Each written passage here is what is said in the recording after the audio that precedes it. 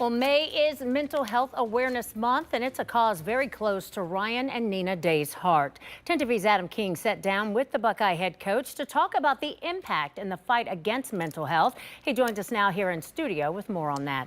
Yolanda, Ryan Day in our conversation used the description of a river to talk about mental health and making sure those struggling get help upstream. Over his career, Ryan and Nina Day have become a bridge for so many, with a major focus in the fight against the stigma.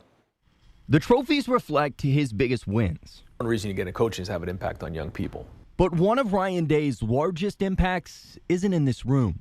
A lot of areas to unpack when it comes to mental health. It's showcased here and shared here. Told me they were scared, told me they missed their friends. A family now national champions, always a champion for mental health. I think the stigma about talking about mental health or saying maybe I need a little help in this area or I'm struggling was a sign of weakness. It's actually a sign of strength. Day has shared the stories growing up dealing with the loss of his father to suicide. I think when people hear mental health, and it really happened to me a lot when I first came out with the story about my dad, was like it got heavy. But that's all the way down the river like we're talking about. Like, let's talk about getting to the point where, you know, if there's something that needs to be addressed, it's treated the right way. In our everyday life, everybody deals with mental health. And building up this resilience is a much different perspective than talking about suicide and overdose. That word, resilience, it's a major part of the family's focus. The resilience that our team had to show, you know, some people talk about if we didn't go through the losses we did, would we have accomplished what we accomplished? I still say yes, but I don't think it would have been as dominant. You know, we had to come out the back end of it, but that's just life. And so the more that we can talk about this resilience, I feel like the more that we all understand it, the more we can battle this thing. The Days have the Resiliency Fund, and along with the Kids Mental Health Foundation, they've donated millions for the next step in mental health. It's the access part of things and understanding that there are different levels to where we are on this river. And certainly we all see the extreme part of it down the river, but where are we at in the rest of this journey in mental health?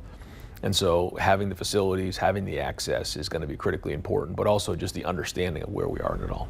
They share that importance in speeches, in the foundations, but it also shows inside the Woody every day. I think for our guys to see, you know, the stance that Nina and I take publicly and my family in this mental health space allows them to realize that, hey man, like this is not a sign of weakness, but knowing that it's okay to ask for help and get help, and it's only going to make you a better football player and then eventually a better dad and husband. The Days don't do it for the applause, but every day the importance of their message shows in Columbus. The amount of money and time and the spotlight that you've given to mental health, has it ever hit you that you and your family have likely changed, maybe saved hundreds, thousands of lives? I don't really think about it a lot, but when we do hear the stories of players, some of the stories which you know, the public knows, many of which you don't know. I mean, I got a call the other day that took me off my seat from a parent of somebody who's not in the program anymore, and just talked about how, you know, we saved their son's lives or their life, and it was just one of those moments where you're like, yeah, this is why we do what we do, because you know that's why you get into coaching.